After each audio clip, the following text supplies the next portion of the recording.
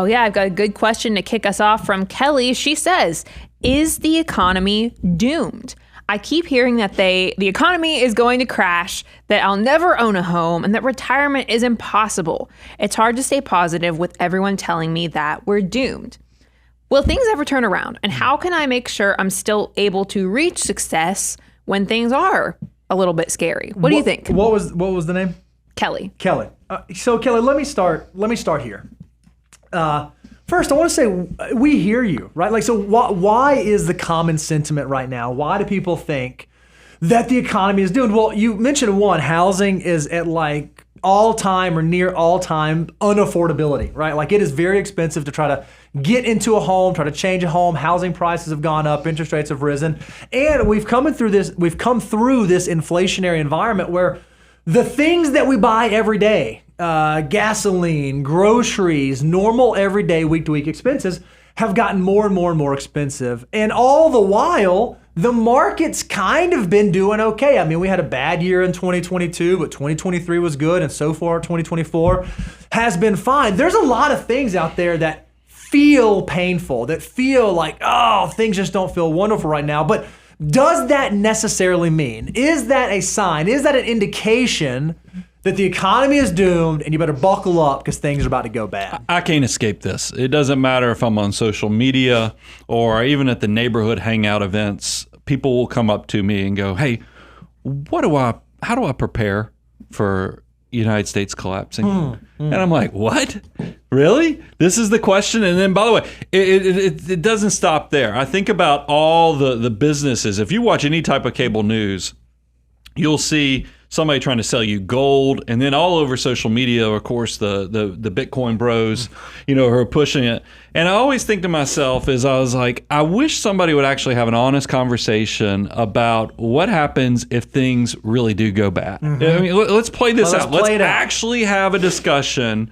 And I will just go ahead and tell you, as a personal finance professional, there is nothing in my arsenal that fixes your financial life if this thing goes belly up. I'm just going to go ahead and tell you. So let me go ahead and give you for $100 what you can do. And I'm not telling you to buy something from me for $100. I'm actually going to give you my $100 or less prep kit for the apocalypse. All right. Are you ready? This is actually what I have at my house. If you want to know, I have this. The only one that is not part of this is number 4. This one's going to blow the $100 budget, but the first 3 will be pretty affordable. I like water. So I have a life straw for my family. That one's important.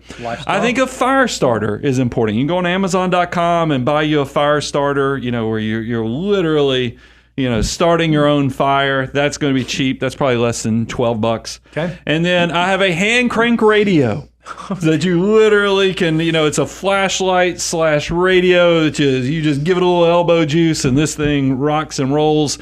So you can take care of those first 3 pretty cheap.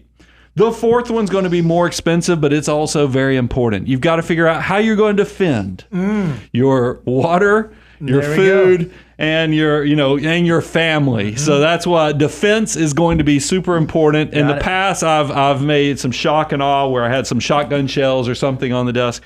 That's what you need to do. So that, as you can tell, I really have my tongue firmly pressed to my cheek. And the fact I do have those things in my house, because for $100, why not? I don't have seed banks. I don't have gold. I don't have Bitcoin, all those things.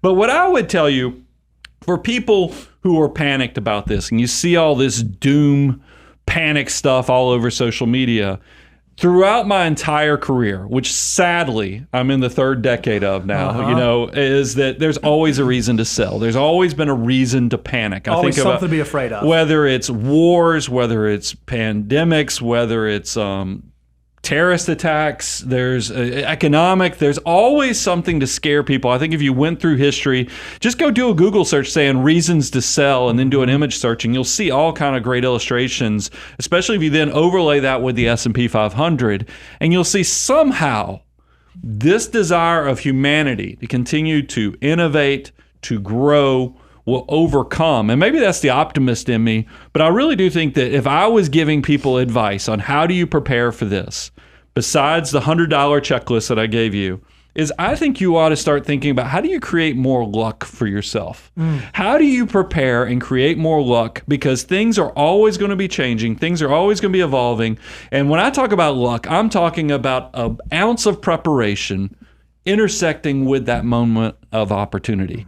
So I would encourage you, if you think housing's hard, if you think the stock market's scary, why not understand, like financial order of operations or millionaire mission? Figure out how to get your financial household in order. And Bo, there was some things that we even kind of brainstormed on.